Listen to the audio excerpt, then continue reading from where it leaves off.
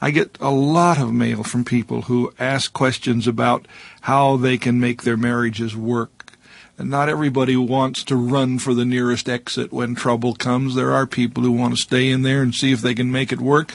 And it's kind of interesting to know that statistically it has been proven that most people feel if they could have a chance to go back, they would like to try their first relationship again and see if they could do better. Anyway, here are 7 techniques that I think you would understand and recognize and acknowledge as helpful for the common everyday marital problems.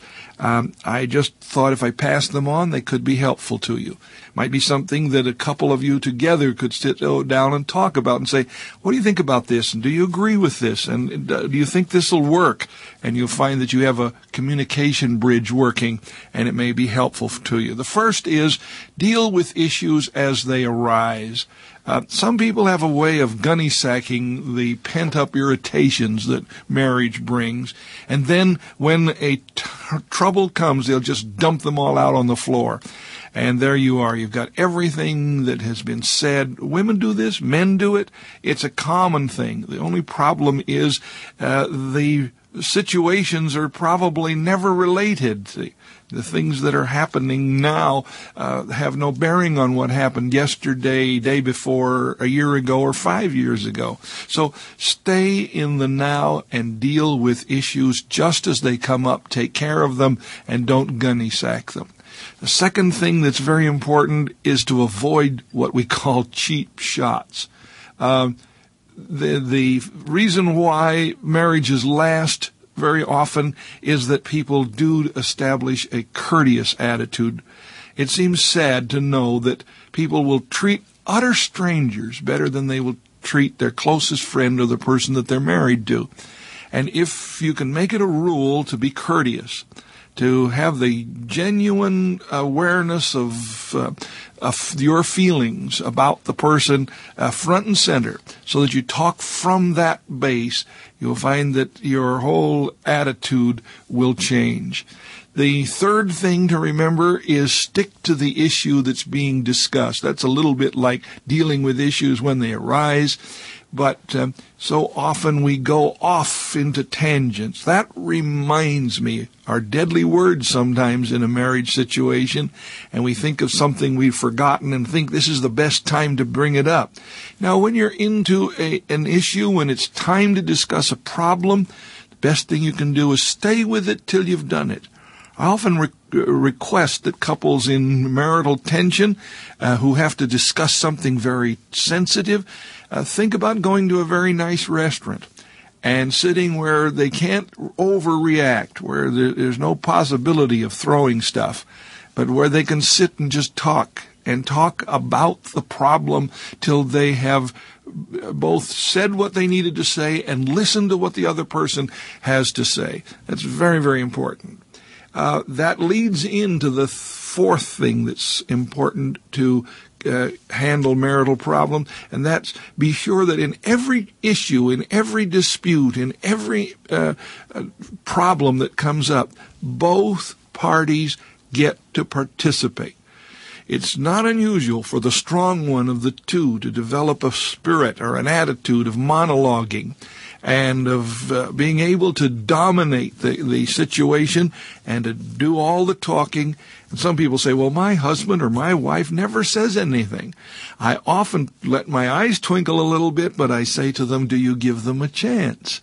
And they look at me kind of funny and then sometimes smile and say, well, no, I really don't.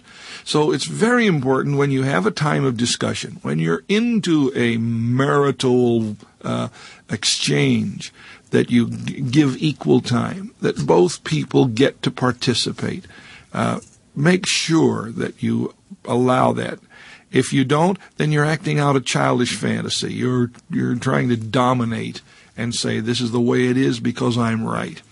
The next thing to remember is when you get into an argument, and all arguments are not wrong, it's not a sin, it's not the worst thing that ever happened for a couple to have a good, healthy argument. That's how both sides of an issue are presented. But when you are arguing, or if you are, make sure you're arguing about the real issue. Get to the root problem, not the shadow of it, not some symbolic substitute that you can get into an argument about. Some people will argue about the wrong things. They take it out on something else, and it's a defensive ploy, and it never gets the job done. If you have a real gripe, if you have a real frustration, say it straight.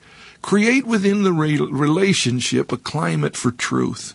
That's the greatest gift you can give each other, what you're going to say to me might hurt me, but I want you to be able to say it. Then we'll know how to deal with it. And that's the important thing, because if you've created a relationship where one person is absolutely afraid to say what they think, and I hear it a lot, hear wives say, I can't tell my husband the truth. He blows up. He goes clear to the ceiling. Well, that's unfortunate, and it doesn't make for good relationship. There's another step to take, and that is use the word I rather than the word you a lot when you're talking and when you're discussing, when you're kind of in trouble. Talk about your own feelings and your own thoughts, not tell the other person how they feel or what they think. It's so easy to invade another person's territory, to get inside of their own isolation chamber and say, I know you, I know what you're thinking, I know what's going on in there. My friend, if you can remember this, it can even save your marriage. The only person you're really an expert on is you. You're not an expert on even the person you've lived with so long. Certain marriages are incredible events of obfuscation, of avoidance, of pretense, of masking. It's very easy to do that. And the last thing is, don't seek victory, seek compromise and understanding. Victory stifles growth in a marriage. When you've got one-upsmanship, when you've got one who nearly always wins, then you've got one who nearly always loses. And we don't like losing in our world, and it doesn't work. It doesn't make a marriage good. And if you can help yourself to understanding, then you have that marvelous experience of reconciliation, and married people find reconciliations most pleasant. There you are. Here are 7 ideas that I think are helpful in handling marital problems, and I recommend them to you, and I hope you try them.